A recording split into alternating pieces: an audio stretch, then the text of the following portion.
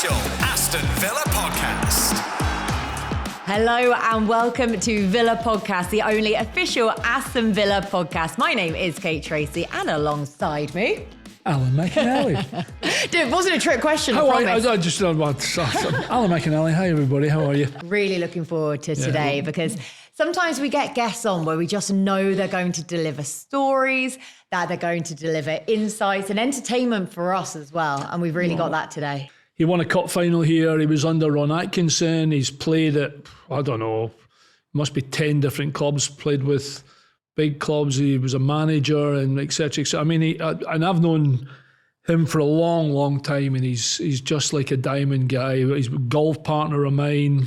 If you haven't guessed it just yet, it is Dean Saunders. Enjoy this one. And here he is, Dean Saunders. Now, I can't tell you how chaotic today has already been. We wouldn't expect anything less. How are you, though? Very good, thanks, yeah. I come to the wrong place, didn't I? So I just thought Bodymore Heath was a small little training ground like it used to be. But it's like Disney World. It is, without the slides. Well, we yet to find out anyway. But at least we know what they did with the money when they sold you and I, what they did with the money. Had to recoup him from buying him in the first place. But how has it changed then? You were down in the canteen watching him eat his lunch basically. And then we've eventually managed to sit down to record. But how has your day been so far? Do you know what? It brings back so many memories because when you turn off the main road there, they've now shut the gates, the old entrance for Bodymore Heath. That's where we used to come in those gates, didn't we? And I had flashbacks all the way along the drive, little different flashbacks. I seen the bank at the top where, flashback, Tiger Woods had just come on the scene playing golf. And Dwight York said, can I not play golf? I said, you've got to join a club, Dwight. You've got to be member. And he goes, are you any good? I said, yeah. I said, Oaksy's better than me. He goes, is he? Yeah. I said, Oaksy, get a driver out of your car. And it showed Dwight how you hit a golf ball. So he teed it up and he hit it over the bank. Yeah. From the changing rooms. Onto the A38. He's nearly reached the M6. It's gone over the bank. And Dwight's gone, unbelievable. So Dwight said, he can't hit it, can he? Because he's never held a golf club. So that day, I took him over to the Belfry, over the road. And Glyn, the starter, was Welsh. Yeah. In the little hut. Yeah, and he went, lads, there's about 20 people going to tee off, but if you get out quick, you can get off before him. So Dwight teed the ball up on the first tee with his Aston Villa tracksuit on. He didn't know how to dress even.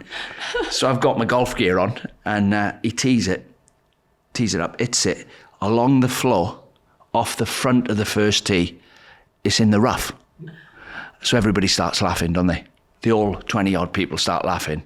Dwight's laughing. He walks up to his ball, puts the tee in the ground again and tees the ball up. I said, Dwight, you can't tee it up. He thought you had to hit it off the tee every time. That was the flashbacks I had. My dad was a footballer. So my dad played for Liverpool for 12 years and then he got transferred to Swansea when he was 31. Met my mum and stayed there for the rest of his life. My mum was a hairdresser, as you can see. She's ruined it. But I think my dad gave me without knowing it, when I think back now, say I was at school and I said, got home from school and he said, what have you been doing today? I said, cross country. He go, did you win? I went, no, I come fourth. He goes, and just walk off. Right, so he wouldn't hammer me. But he would go, so I play cricket. What do you do today? Cricket. How many runs do you get? 27. How'd you get out? Why didn't you get 50? How didn't you get 50? If you get 27, you've got to get to 50. You're in. Relentless. He goes, right, you're playing Tuesday night. You're in the snooker team at the Cumberland Social Club. I've got you a game in the snooker team. So I'm in the snooker team. And then he got me a game for the Raven Pub, Crown Green Bowls. So I'm playing bowls for the. I was just like Sport Billy. I was doing it. I couldn't fit enough in tennis. I'm up he's got me playing tennis, but my dad was like that, and so he was across all sports as well. Then, and he got me doing it all very well. When I come to Villa, every day was hilarious. Everything that came out in the manager's mouth was hilarious. He didn't know it. Right? Say it's Monday morning, we got beat Saturday. He'd go, right, come on, we're going to have a game, 9v9. I'm captain. And he'd go, like, Kevin Richardson, Kev, you be captain. You be captain of the other team. He'd pick someone. You be captain of the other team. And he'd use this as a way of hammering you. So he'd go, right, I'll have first pick. I'll have Hugo Ekiog. I know what I'm going to get from him every day. Not once a week, every day. Hugo, first pick. Your pick, Kevin Richardson, go like, I'll have Dwight York. And Ron would go, oh. Have you not seen him play lately? What a bad pick that is. God. He said, you'll never make a manager as long as you got all. You try not to laugh because you're getting it. You're getting it, right? So I'm thinking, please pick me. So he's gone, right, next I'll have Steve Staunton. At least if he's not playing well himself, he'll have a go at somebody else and get him going. Second pick. Your pick. And he'd go, I'll have Dean Saunders. Oh, pitch is too small. He hasn't got the touch for a small pitch. Needs grass to run into. Never make a manager. There's one mistake you've made there. And by the way, have you seen him playing lately as well? Disaster. And he'd go through and he'd use it as a way of going, was you not at the game Saturday? Did you not watch him? Dalian, Hugo Ekiog, Les Seeley and Cyril that I played with here all passed away. Jim Paul, Doug Ellis. So we miss them all. But I've got great memories of all of them. Dalian, hilarious. Can I ask you about that photo with him and the umbrella? Yeah, well, the umbrella. How was this? Because it's one of the most iconic celebration photos. So every time someone went to tackle Dalian, I used to follow in his wake because I knew they used to bounce off him and the ball would squirt out to me.